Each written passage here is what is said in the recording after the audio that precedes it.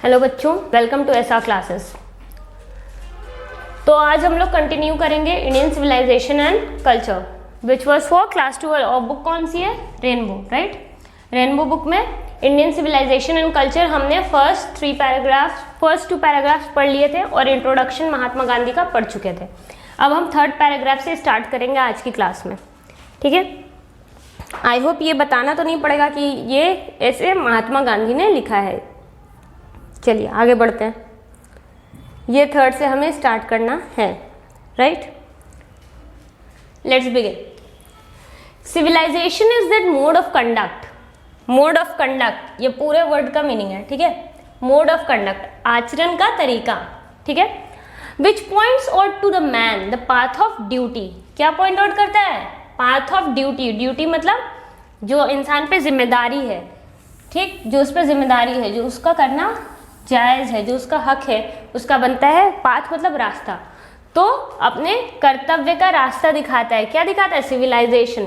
तो सिविलाइजेशन क्या दिखाता है? ऐसा मोड ऑफ कंडक्ट है, ऐसा आचरण का तरीका है जो हमें हमारी जिम्मेदारियों से अवगत करवाता है, हमें सही रास्ते की जिम्मेदारी पकड़ना सिखाता है, ठीक है। अब देखो, परफॉर्मेंस ऑफ ड्यूटी। परफॉर्मेंस मतलब करना, किसी काम को करने की क्रिया को परफॉर्मेंस कहते हैं, ठीक है। Performance of duty and observance. Observance मतलब performance of duty and observance. Observance मतलब पालन करना, मतलब ड्यूटी का परफॉर्म करना, साथ ही साथ पालन करना। किस चीज़ का पालन करना? ऑफ मोरालिटी, नैतिकता का। साथ ही साथ अपने हिस्से की जिम्मेदारी को निभाना और पालन करना, नैतिकता का पालन करना। आर कन्वर्टिबल, ये दोनों परिवर्तनीय हैं एक दूसरे से, ठीक है। दोनों एक दूसरे से साथ में जाते हैं, गो हैंड इन हैंड जिसको कह सकते हो, ठीक। आगे पढ़ते हैं। To observe morality is to attain mastery over our minds and our passion. Mastery attain करना है। मास्टरी मतलब उस पर पकड़ बनानी है। किस पे पकड़ बनानी है? हमारे दिमाग पे, हमारे पैशन पे, जुनून पे अपने, ठीक है। टू ऑब्जर्व मोरालिटी, नैतिकता। ऑब्जर्व मतलब यहाँ पे हुआ कि नैतिकता प्रैक्टिस करना, ठीक है, अपनी ज़िंदगी में लाना। क्या लाना? नैतिकता लाना, ठीक। बड़ों का सम्मान, छोटों को प्यार, झूठ नहीं बोलना, सत्य के राह पे चलना, ये सारी क्या है? नैतिकता है। तो इन सभी नैतिकता का अपनी ज़िंदगी में पालन करना, इन सभी नैतिकताओं को प्राप्त करने से क्या होता है? मास्टरी आती है। क्या आता है? मास्टरी आती है, पकड़ आती है। किस चीज़ पे पकड़ आती है? हमारे दिमाग पे और हमारे पैशन पे, हमारे जुनून पे। तो हमारा दिमाग और हमारा पैशन दोनों कैसे रहता है? सही रास्ते पे चलता रहता है। कब तक? जब तक हम नैतिकता से जुड़े रहते हैं, ठीक है। क्लियर है? So doing we know ourselves. So doing, so doing के बाद कॉमा है, ध्यान दीजिएगा। सो डूइंग मतलब ऐसा करने से, ठीक है। सो डूइंग का मतलब यहाँ पे हुआ ऐसा करने से। वी नो आवरसेल्व्स मतलब हम नैतिकता जब प्रैक्टिस करते हैं उससे क्या होता है? हमें अपने माइंड पे, अपने दिमाग पे और अपने जुनून पे क्या मिलता है? अधिकार मिलता है, उसको अपने मास्टरी मिलती है, हमें उस पर फर्स्ट हैंड मिलता है, हम उसको कमांड कर सकते हैं। और ऐसा करने से हमें अपने बारे में ज़्यादा जानने को मिलता है। हम खुद को बेहतर इंसान बना सकते हैं और हम ये पकड़ सकते हैं हमारे अंदर क्या कमज़ोरी है और हमें बेहतर कैसे बनना है, ठीक। ये पैराग्राफ का ये मतलब बता रहे हैं Gandhi ji. The Gujarati equivalent. Equivalent मतलब बराबर, इक्वल टू साइन समझ लो। Equivalent for civilisation means good conduct. उनका कहना है कि सिविलाइजेशन का मतलब गुजराती में ये है कि गुड कंडक्ट, अच्छा व्यवहार, ठीक है। कंडक्ट मतलब यहाँ पे व्यवहार हुआ, आचरण, अच्छा आचरण कह सकते हो, ठीक। क्लियर है?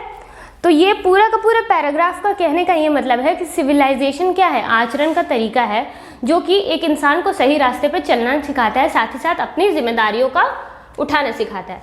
अब हम अपनी जिम्मेदारी उठाना और नैतिकता का पालन करना दोनों एक दूसरे से जुड़ा हुआ है, दोनों एक दूसरे से कन्वर्ट हो सकता है। अगर हम अपनी ज़िंदगी में नैतिकता को लेके आते हैं तो हमें अपने दिमाग पे और अपने जुनून पे, अपने दिल, पैशन मतलब दिल में जो भी आपके चल रहा है, दिल में जो इच्छाएं हैं, उस पर आपको मास्टरी प्राप्त होती है, ठीक है। सो डूइंग मतलब ऐसा करने से क्या होता है? हम अपने आप को बेहतर इंसान बना सकते हैं, बेहतरी से जान सकते हैं और लास्ट में ये पैराग्राफ उन्होंने क्या कह के कंक्लूड किया है कि गुजराती इक्विवेलेंट फॉर सिविलाइजेशन, मतलब सिविलाइजेशन का बराबरी गुजराती में क्या है, गुड कंडक्ट, अच्छा आचरण। ठीक है, क्लियर हो गया। अब हम आगे बढ़ते हैं। चलिए 4 देखते हैं। If this definition be correct, then India, as so many writers have shown, has nothing to learn from anybody else, and it is as it should be. तो मैं क्या कह रही थी कि if this definition be correct, ऊपर जो कही गई बात है, ऊपर का जो डेफिनेशन दिया गया, अगर ये सही है तो इंडिया, देन इंडिया मतलब तो India, as so many writers have shown मतलब दिखाया गया है, बहुत सारे लेखकों ने जैसा कि दिखाया है, has nothing to learn from anybody, India को किसी से भी कुछ भी सीखने की ज़रूरत नहीं है, इंडिया जैसा है वैसे ही में बेस्ट है, वैसे ही सबसे अच्छा है। ठीक, क्लियर है। ये बहुत छोटा सा पैराग्राफ है और इसमें कुछ भी ऐसा डिफिकल्ट नहीं है। लेट्स प्रोसीड, आगे बढ़ते हैं। चलिए, we notice that the mind is a restless bird. 5th paragraph, restless मतलब बेचैन। माइंड कैसा है, दिमाग कैसा है इंसान का, बेचैन है। क्या बेचैन है, बेचैन चिड़िया की तरह है। दिमाग को अगर क्वेश्चन आता है एग्जाम में कि गांधी जी ने दिमाग को किस चीज़ से कंपेयर किया है, तो आप क्या कहोगे, बेचैन चिड़िया की तरह, रेस्टलेस बर्ड से कंपेयर किया है। The more it gets the more it wants and still remains unsatisfied. The more it gets, जितना ज़्यादा इसको मिलता है, द मोर इट वांट्स, उतना ही ज़्यादा ये चाहता है। ठीक है, एंड स्टिल रिमेन्स अनसेटिस्फाइड, और लास्ट में क्या होता है, फिर भी असंतुष्ट रहता है। दिमाग इंसान का ऐसा है कि इंसान, एक दिमाग को कंपेयर किया गया है रेस्टलेस चिड़िया से, असंतुष्ट चिड़िया, बेचैन चिड़िया, जिसको जितना मिलता है वो उसमें कभी खुश नहीं रहता, जितना मिलता है उसको और चाहिए होता है, थोड़ा और चाहिए होता है, और लास्ट में क्या होता है, वो कभी भी संतुष्ट नहीं रहता है। ठीक, आगे बढ़ते हैं।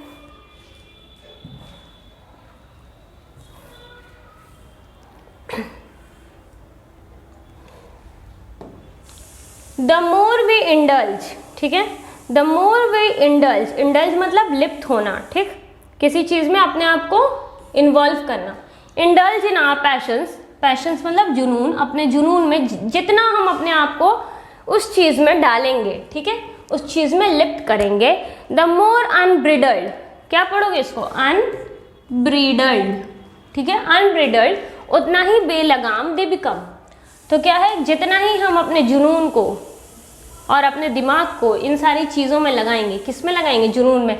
आज दिल कर रहा है कार ले लूँ, कार ले ली, आज दिल कर रहा है प्लेन ले लूँ, प्लेन ले ली, ठीक है, लगातार मतलब कुछ ना कुछ पाने की इच्छा में लगाएंगे, उतना ही वो क्या बन जाएगा, बेलगाम बन जाएगा।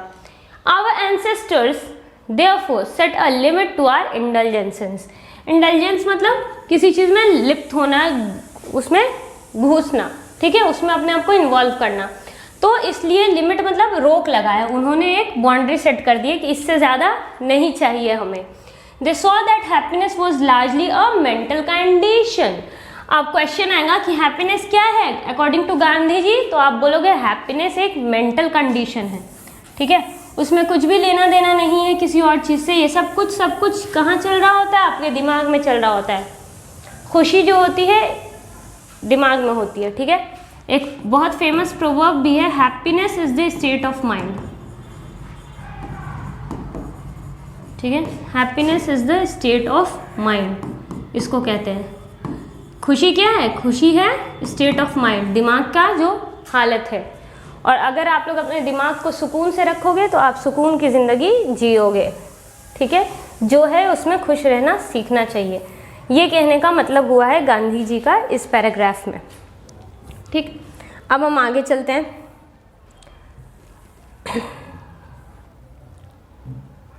6th paragraph, a man is not necessarily happy, ज़रूरी नहीं है कि एक इंसान खुश हो, बिकॉज ही इज़ रिच, क्योंकि वह रिच है, और unhappy because he is poor, और नाखुश है अगर वो गरीब है तो। The rich are often seen to be unhappy, अक्सर, ऑफन मतलब अक्सर, जो रिच है उनको नाखुश देखा गया है, उनको दुखी देखा गया है। The poor to be happy, और जो गरीब है उनको खुश देखा गया है। Millions will always remain poor, millions जो हैं हमेशा गरीब रहेंगे, ऐसा नहीं है कि सभी लोग अमीर हो जाएंगे। ऑब्जर्विंग ऑल दिस, ऑब्जर्विंग मतलब ये सबको ध्यान में रखते हुए, आवर एंसेस्टर्स डिस्यूडेड, डिस्यूडेड मतलब रोक लगाया, अस फ्रॉम लग्जरीज, लग्जरीज मतलब विलासिता, मतलब बहुत ज़्यादा पैसे खर्च करके कुछ बहुत ज़्यादा चीज़ों में पैसे लगाना और बहुत ज़्यादा चीज़ों की इच्छा रखना, ठीक है। एक सादा जीवन जीने की हमें राय दे रहे हैं गांधी जी। लग्जरीज एंड प्लेजर्स, तो मिलियंस जो है हमेशा पुअर रहेंगे, और यही मद्देनज़र रखते हुए हमारे पूर्वजों ने हमें किस चीज़ से रोका है, लग्जरीज से रोका है और प्लेजर्स से रोका है कि बहुत ज़्यादा आदत मत डालिए इन चीज़ों की। We have manage with the same kind of plough, वैसा ही हल हम जो पहले ज़माने में यूज़ करते थे वो अभी भी हम यूज़ कर रहे हैं, that existed thousands of years ago. We have retained the same kind of cottages, cottages मतलब झोपड़ी, हम उसी तरह की झोपड़ी में रह रहे हैं जैसे हम पहले रहा करते थे। फॉर्मर मतलब पहले टाइम में हम रहते थे। आर इंडिजिनस, इंडिजिनस मतलब स्वदेशी, ठीक है। हमारा जो स्वदेशी education remains the same as before, जो हमारी एजुकेशन सिस्टम था वो बिल्कुल वैसा ही है जैसा अभी है। और इस बात को ध्यान रखिएगा कि अभी बिल्कुल भी एजुकेशन सिस्टम वैसा नहीं है जिस एजुकेशन सिस्टम की बात गांधी जी कर रहे हैं, पर क्योंकि ये इससे गांधी जी ने उस वक्त में लिखा था, उस वक्त इंडिया का एजुकेशन सिस्टम यही चल रहा था। उस वक्त उस टाइम भी हल यूज़ हो रहे थे और लोग झोपड़ी में रह रहे थे। हालांकि अब सिचुएशन बहुत बदल चुकी है, तो हमें इतना स्मार्ट होना पड़ेगा कि हमें एक चीज़ को माइंड में रखते हुए कि गांधी जी उस वक्त के बारे में लिख रहे थे, ये 2000 के बारे में नहीं लिख रहे थे, ठीक है। समझ गए आप लोग? चलिए आगे बढ़ते हैं। We have retain the same kind of cottages that we have former times, former मतलब पहले जैसे टाइम्स में, ठीक है। And our indigenous education remains the same as before. We have had no system of life corroding, life corroding competition. अब देखो, मैं अगर पूछूंगी कि कंपटीशन को कैसा कहा गया है तो क्या कहोगे? ये एडजेक्टिव यूज हो रहा है, लाइफ कोरोडिंग। लाइफ कोरोडिंग मतलब जिंदगी में जंग लगा देने वाला, और बहुत लोग इसको जंग बोलते हैं। बेटा जंग होता है, जंग मतलब आयरन में जो रस्ट लगता है ना, जंग, और वो जंग मतलब बैटल, ठीक। तो प्लीज प्रोनाउंस करना सीखिए, जंग अलग होता है, जंग अलग होता है, ठीक। तो ज बोलिए, ठीक। तो we have had no system of life changing corroding competition, मतलब जो कंपटीशन है कि मैं इससे बेहतर करूंगा, सामने वाले के पास घर है तो मैं उससे बड़ा घर बनाऊंगा, इसके पास गाड़ी है तो मैं 2 गाड़ी लूंगा, ये वाला कंपटीशन हमारे इंडियन सिस्टम में नहीं था। और ये कंपटीशन कैसा होता है? कोरोडिंग होता है, मतलब इंसान की जिंदगी में जंग लगा देता है। जंग लगाने का मतलब ये नहीं कि सही में जंग लगाना, लेकिन जिंदगी को खराब करना, कहने का मतलब ये है यहाँ पर, ठीक है। समझ रहे हो आप लोग? हमेशा सामने वाले का देख के अपने आप को चेंज नहीं करना चाहिए, आप जैसे हो वैसे बेस्ट हो। Etch followed his own occupation, पहले क्या होता था, सब जिसका जो काम था उसने अपना काम किया, और ट्रेड मतलब व्यापार, एंड चार्ज रेगुलर वेजेस, और जो मजदूर थे वो मजदूरी करते थे, उनको रेगुलर हर दिन के पैसे मिलते थे, ठीक है। It was not that we did not know how to invent machinery, ऐसा नहीं था कि हमें उस वक्त मशीन बनाना नहीं आता था। बट आवर फोर फादर्स, पर हमारे पूर्वजों ने, हमारे पुराने लोगों ने, न्यू दैट, क्या जानते थे वो, if we set our hearts, अगर हम अपना दिल इन सारी चीज़ों के पीछे लगाएंगे, we would have become slaves, हम क्या बन जाएंगे? हम स्लेव बन जाएंगे, ठीक। And lose our moral fibre, और अपनी नैतिकता को खो देंगे। नैतिकता, मोरल का मतलब तो नैतिकता होता है, और यहाँ पे फाइबर वर्ड लगा है। आप गूगल पे सर्च करोगे मोरल फाइबर का एग्जैक्ट कोई मीनिंग नहीं आएगा, मैं बता दे रही हूँ। मोरल फाइबर मतलब यहाँ पे ये हुआ कि मूल सिद्धांत कह सकते हो। फाइबर मतलब मूल सिद्धांत, जो छोटे छोटे सिद्धांत होते हैं ना, जिनसे सारे सिद्धांत मिल के एक कॉम्प्लेक्स सिस्टम बनता है, तो ये फाइबर मतलब हुआ बिल्कुल मूल सिद्धांत, ठीक है। तो कैसे सिद्धांत? मूल सिद्धांत, किस चीज़ के मूल सिद्धांत? नैतिकता के मूल सिद्धांत, ठीक है। They therefore, after due deliberation, deliberation मतलब विवेचना, decided that we should only do what we could with our hands and feet. अच्छा, उन्होंने काफ़ी सोच समझ के ये डिसाइड किया, ये फैसला लिया, किन्होंने? हमारे फोर फादर्स ने, हमारे पूर्वजों ने, कि हमें वही काम करना चाहिए जो अपने हम हाथों और पैरों से कर सके। They saw that our real happiness, हमारी असली खुशी कहाँ है, and health consisted in a proper use of our hands and feets. उन्होंने क्या कहा कि हमारी असली खुशी कहाँ है, खुशी और हेल्थ, हेल्थ मतलब स्वास्थ्य, हमारा दोनों खुशी और स्वास्थ्य असली वाला कहाँ छुपा हुआ है, हमारे proper use of hands and feet में। हम अपने हाथ और पैर को सही तरीके से यूज करें, इसी में हमारी अच्छी, हमारे सेहत की भी भलाई है और हमारी खुशी भी है। ठीक है, आई होप इतना क्लियर हो गया होगा। चलिए आगे बढ़ते हैं। ओके, 7 दे फर्दर रीजन मतलब सोचना, ठीक है, अपना दिमाग लगाना। Reason that large cities were a snare, large cities बड़े शहर क्या थे, स्नेयर मतलब जाल थे, क्या चीज के, एंड अ यूजलेस इनकम्ब्रेंस, इसको कैसे पढ़ोगे, इन कम्ब्रेंस, ठीक है, एक भार थे और बिना वजह, यूजलेस मतलब बिना वजह का एक भार था, क्या था, भार था। And that people would not be happy in them, और शहर में लोग क्या नहीं रहेंगे, खुश नहीं रहेंगे। And that there would be gangs of thieves, और क्या होगा, गैंग्स होगा, ठीक है, किस चीज का, चोरों का, थीव्स मतलब चोर, रॉबर्स मतलब लुटेरे, ठीक है। थीव्स और रॉबर्स दो अलग अलग वर्ड्स हैं, दोनों का अलग अलग मीनिंग है, इसलिए मैंने लिख दिया है। और प्रोस्टिट्यूशन एंड वाइस, और बुराई क्या होगी, बढ़ेगी, फ्लरिशिंग मतलब बढ़ना, यहाँ पे बढ़ना लिख लेना, मैं लिख दूंगी, इसको करेक्ट कर दूंगी, ठीक, बढ़ना, फ्लरिश करेगा, बढ़ेगा, फलेगा, फूलेगा, फ्लरिश मतलब फलना फूलना, इन देम।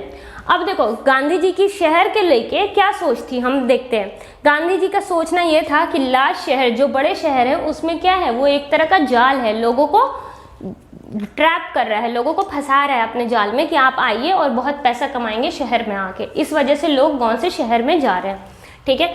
और साथ ही साथ क्या है, बेकार का, यूजलेस मतलब बेकार का, इनकम्ब्रेंस एक भार है लोगों के ऊपर। That people would not be happy in them, और लोग क्या होंगे, शहर में जाने के बाद खुश नहीं रहेंगे। That there would be gangs of thieves, और वहाँ चोर, लुचक्के, लुटेरे और बुरी, हर तरह की बुरी चीज़ें बढ़ती जाएंगी शहर में जाने के बाद। गांधी जी का ये कहना था और ये सोचना था, और ये काफ़ी हद तक सही भी है, ठीक। चलते हैं नीचे। Flourishing in them and that poor man would be robbed by rich man, और गरीब लोग जो हैं रॉब्ड बाय रिच मैन, अमीरों के द्वारा लूटे जाएंगे। अब अमीर गरीब को कैसे लूटता है, घर में घुस के नहीं लूटता है, वो इसको काम करवाता है और पैसे कम देता है, या किसी और तरह से लूट रहे हैं, ठीक है। मतलब अमीरों की चलेगी शहर में, और गरीब जो है वहाँ पे पछताएगा जाने के बाद। They were therefore satisfied with small villages, इसलिए हमारी जो फोर फादर्स थे, हमारे एंसेस्टर्स थे, दे यहाँ पे हमारे एंसेस्टर्स के लिए आया है, ठीक है। कभी कभी सेंटेंस आगे का पढ़ के समझ में आता है कि ये प्रोनाउन किसके लिए यूज हुआ है, ठीक है। They were therefore satisfied, satisfied मतलब संतुष्ट थे with small villages, तो वो बोलते थे कि नहीं, हमारे लिए छोटा ही शहर, छोटा ही गांव सही है, हमें शहर वहर नहीं जाना है, हम खुश हैं जैसा है हमारे साथ, ठीक। आगे बढ़ते हैं। They saw that kings and their swords, राजा और उनकी तलवार, were inferior, नीचा थे, किस चीज़ से नीचे थे, to the sword of ethics, नैतिकता की तलवार से हमेशा नीचे रहे। किसकी तलवार, राजाओं की तलवार, ठीक है। And they therefore held the sovereign, और उन्होंने जो दुनिया का, जो धरती का राज है, to be inferior to the rishis and fakirs, और उन्होंने क्या कहा कि ऋषियों के पास जो नॉलेज है, जो ज्ञान है, और फकीर के पास जो ज्ञान है, उससे राजाओं का ज्ञान और ये दुनिया का कम है, ठीक है। कहने का ये मतलब है। A nation with a constitution like this, a nation एक देश ऐसे कॉन्स्टिट्यूशन के साथ is fitter to teach others than to learn from others. Fitter मतलब फिट से बना है, कि जो ऐसी अगर कंट्री है, ऐसा देश है जिसका इस तरह का सिद्धांत हो, इस तरह का कॉन्स्टिट्यूशन हो, वो बेहतर है कि दूसरों को सिखाए, ना कि किसी से कुछ सीखे। उसको किसी से कुछ सीखने की ज़रूरत नहीं है, बल्कि उसको सिखाने की ज़रूरत है। गांधी जी का ये कहना है। दिस नेशन हैड कोर्ट्स, और इस देश में क्या था, कोर्ट्स था, ठीक है। लॉयर्स थे, डॉक्टर्स थे, but they were all with in bonds, और वो सब क्या थे, एक सीमा के अंदर थे। ऐसा नहीं था कि डॉक्टर अपने आप को भगवान समझ रहा था, ठीक है, आजकल जैसा होता है। Everybody knew that these professions were not particularly superior. और उस ज़माने में लोग क्या, ये इस तरह का जो काम करते थे, जो इस तरह का कोर्ट हो गए, लॉयर हो गए, डॉक्टर हो गए, इसको कोई सुपीरियर अपने से बेहतर नहीं समझता था। ऐसा नहीं था कि हम डॉक्टर और उनको अपने से बेहतर समझ रहे हैं जैसा आज की दुनिया में है। ठीक है, आगे बढ़ते हैं। Moreover these vakils and vaids, यहाँ देखो वकील्स और वैद लिखा है। ठीक है, वैद जो दवाइयाँ बनाता है। डिड नॉट रॉब पीपल, इन लोगों ने रॉब मतलब चुराना या चोरी करना, उनसे कुछ चोरी करना। ठीक है, चोरी करना लोगों से। ठीक, मोर ओवर ये जो वकील थे और ये जो वैद थे, ये इन लोग चोरी नहीं करते थे, आदमी की मजबूरी का फ़ायदा नहीं उठाते थे जैसे आज के ज़माने में हो रहा है। दे वर कंसिडर्ड पीपल्स डिपेंडेंट, वो लोगों के बहुत ही आश्रितों में गिनती होती थी। लोग बहुत इज्जत करते थे पहले वकील के, वैद के। उनको लगता था कि हम इनके पास जाएंगे तो हमारी समस्या का हल निकलेगा, हमें सही राय देंगे और हमारी परेशानी दूर करेंगे। अब क्या है, अब लोग जाने से डरते हैं वकील के पास कि पैसे चले जाएंगे। डॉक्टर के पास जाने से पहले 4 बार सोचते हैं इंसान के कितने पैसे लग जाएंगे। क्यों? क्योंकि आजकल डॉक्टर्स के पास वो इज्जत नहीं रही जो उन लोगों को पहले मिलती थी, क्योंकि अपने हरकतों की वजह से। राइट, अब डॉक्टर्स क्या करते हैं, अब वो आते लोग 500 का फीस ही ले लेते हैं पहले वो।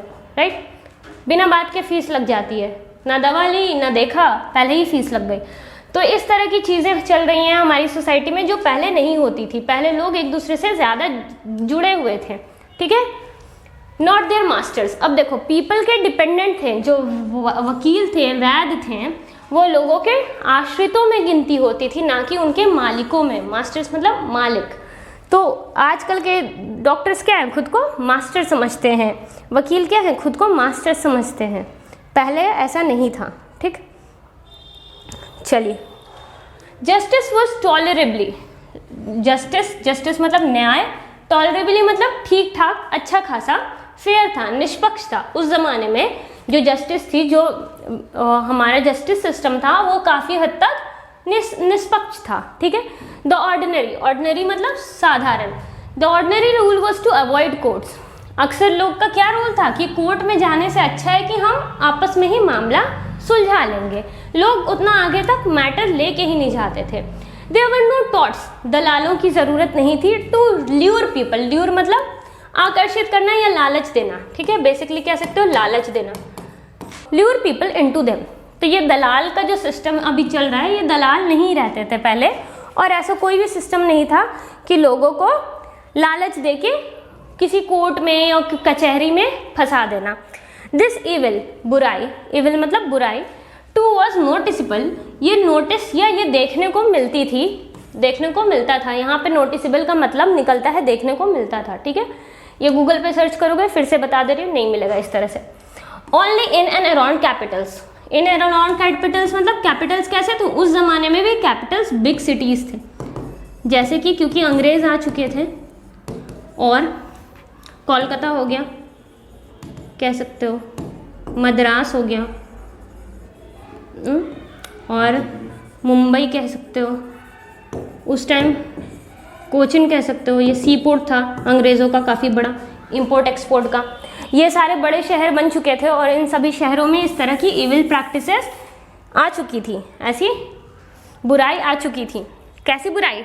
कोर्ट कचहरी में ले जाना, किसी के साथ चालबाजी करना। जो डॉक्टर हैं और जो वकील हैं वो अपने आप को मास्टर समझ रहे थे लोगों का। ये सारी चीज़ें होना शुरू हो चुकी थी। कहाँ होना? कैपिटल्स में। कैपिटल्स मतलब बड़े शहर है, जो कैपिटल सिटी है basically. The common people lived independently, वह स्वतंत्र रूप से जीते थे। जो कॉमन, जो आम आदमी थे, वह स्वतंत्र रूप से जी रहे थे। And followed there agriculture occupation, और कैसा ऑक्यूपेशन? एग्रीकल्चर मतलब खेती बाड़ी अपना करते थे। And they enjoyed home rule. Home rule का मतलब क्या है गांधी जी को? आई थिंक ये सवाल भी है होम रूल से रिलेटेड। होम रूल मतलब वही कि कोर्ट कचहरी तक जाने से पहले ही मैटर जो है अपने ही आसपास के लोगों में सुलझा लेना। और जो वैद हैं और वकील हैं वो लोग पीपल के क्या थे? आश्रितों में गिनती होती थी, पीपल्स डिपेंडेंट्स थे। तो लोग उनके पास मदद के लिए जाते थे, उनसे अपनी प्रॉब्लम सॉल्व करवाते थे। ठीक, आज के ज़माने की तरह नहीं होता था, और जो बड़े शहरों में हो रहा था वैसा नहीं होता था।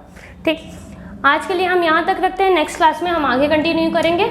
एक बार आप लोग इसको रिवाइज कर लीजिएगा तो टॉपिक और क्लियर हो जाएगी और वर्ड मीनिंग याद कर लेना. Okay, meet you in the next class. Thank you.